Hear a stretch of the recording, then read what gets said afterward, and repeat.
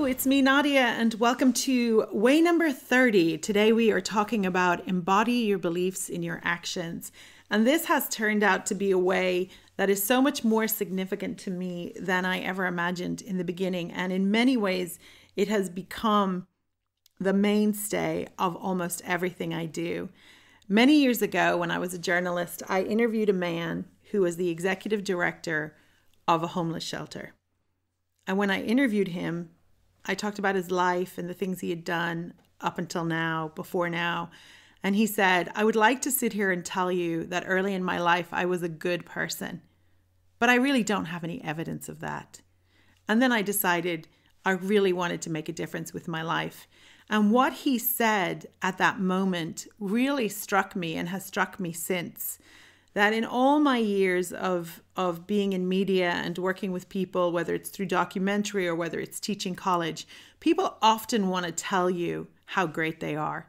People often want to say, look at me, or pay me money to help you do this or whatever. And we oftentimes hear people kind of selling us their Kool-Aid on who they are or what they are. And what's a much better thing is to just watch people and to see who they really are.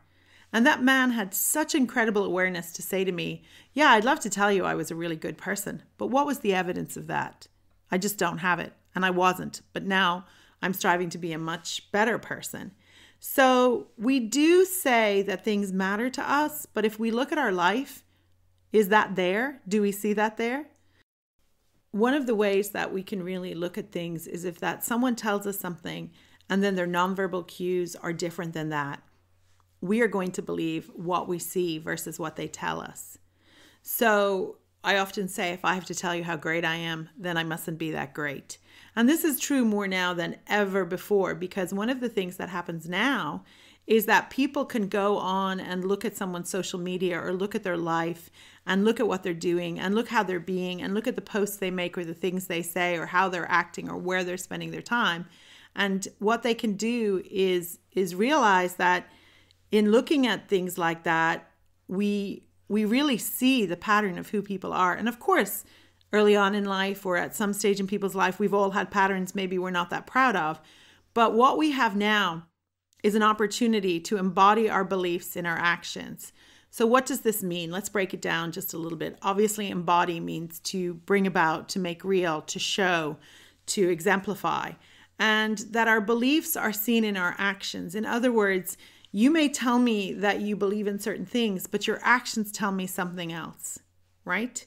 So this is a really deep way, and this way is really talking about you and I being 100% authentic about our integrity 100% of the time. In other words, if I tell you that I believe something, then you see that in my actions because it is there, it is present. And a lot of times people have beliefs and they live in their head and they dwell in their head with the beliefs. But what they don't have is the action to follow that. So what this way is really about is what can you do to expand upon your beliefs in such a way that you are a role model or an activist or an advocate or a spokesperson for the beliefs that you have, that you show that the things that matter most to you are evident in your life, in your world. And you use your money as energy to embody your beliefs. And you use your time as an investment in your beliefs. So your belief system, the famous speaker Anthony Robbins talks your belief system, your BS, which is also, of course, your BS, right? So what is your belief system? Because if something is bothering you or if something is a problem for you, then one of the things that you may find is that your beliefs are not in line or not congruent with your actions. And when your beliefs and your actions are not together, that's where a lot of pain comes in, and that's where a lot of duality comes in, and that's where a lot of suffering comes in. So making sure that your actions and your beliefs are in alignment and that you are actually acting from and behaving from your beliefs. That's what the world is going to believe. And that is what the world is going to really support you in. So it isn't enough to just go around saying you believe something. It isn't enough to go around thinking that you believe something. You find a way to move beyond that belief and put that belief into action. More than anything, that is what people will see, and that is what people will believe. And then the other part of that is that you will then see a chain reaction happening. In other words, if you do this, then what you will see is that your beliefs translated into action that are on display, that are at work in the world, will also inspire other people. And you will find other people who share your beliefs.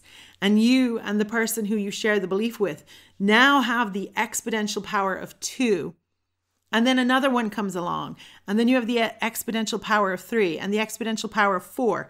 And I don't have to get into the math part here, but what you've then got is now you've got a movement on your hand. You, by your single action, by your single gesture, can change the way a person's life goes. It can change the way the world goes. Think about somebody who decided that they were going to make a difference. Think about somebody who decided just to be kinder, just to be nicer. Somebody who cared about the environment. Somebody who decided, you know what? I don't believe my government is doing the right thing. You know what? I don't think that company did the right thing. I'm going to show in my actions that I am strong, that I'm going to show in my actions that I am kind, that I am loving, that I am giving, and that I am responsive. That I'm not just here, looking for everybody in the world to take care of me, but that I too am contributing to the belief. So what are your beliefs? It's really important perhaps that you take the time to really ask yourself, what is it that I really believe? If our body is being replaced in such a way that every 7 days, 20% of our body is replaced, what do you now believe that you didn't believe before? What beliefs did you used to have that you've let go of? I guess I'm getting choked up about this. But the truth of the matter is this, is that at some level, if you watch people and if you know people, you'll see what their beliefs really are. And you have to ask yourself, what way do I want to embody my beliefs in my actions? In what way am I showing up in the world? Am I a contributor to beauty? Am I a contributor to chaos? Am I someone who cares about other people? Am I someone who will reach out if I see someone in distress or I see someone need something? And if you have a belief and you know what that belief is, I'd like you to identify your top 3 beliefs. And then I would like you to expand on what that means. And then I would like you to figure out where and in what way are your actions showing this? And how is this being shown? And this is the beauty of this whole process, is that you, number 1, get clear, you, number 2, get ready, and you, number 3, get busy. That you move into an action advocacy mode for what you believe and how you believe. Because I can tell you right now, there are so many causes in the world that really need you. There are so many people in the world who just need you to be kind, whether it's when you're buying food or whether you're in a public space or whether it's because you saw or read something that you really loved. But if we can realize that our actions are creating little stones that are being thrown into the pond of life and creating ripples, and make sure that those ripples are the ripples we intended. Because for so many reasons, it's important that we understand. We need to know what our beliefs are, because if we don't know what our beliefs are, when other people come along, it's easy for them to confuse us. It's easy for them to anger us. It's easy for them to abuse us, or it's easy for them to take advantage of us. And we can't let any of those things happen. Our belief system has to be so clear, and we have to be so sure that we are connected to those beliefs in order for us to really show up in the world and do what we can do to make the world a better place. Otherwise, we're going to be victims of other people's belief systems. So remember that if you don't have your own belief system, someone else is going to try and push their belief system on you. And what is that going to mean for you? And what is the consequence of that? So to summarize, I just want to encourage you to be very clear about what you most believe and what your fundamental belief is. And to really make sure that those beliefs that you have, those top 3 beliefs that you have, that they're congruent, that they align with one another, and that they support each other. Because if your top beliefs are in conflict within each other, and if your actions and the way you live your life are in conflict with that, then you're not going to be going anywhere fast. You're just going to be in chaos, or you're just going to be in struggle, or you're just going to be in strife. So take a moment and realize that the decision to select the things that are your belief system, your operating system, your personal iOS operating system, these are the beliefs that I have, and these are the beliefs I operate from. And then to embody those things and to put them into action in the world, you will be unstoppable. That is a formula for success, for joy, for a fulfilling life that no one can ever take from you. And you will thrive and you will flourish, and the world around you will also thrive and flourish.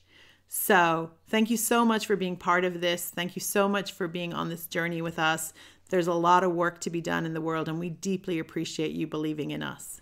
So thank you very much.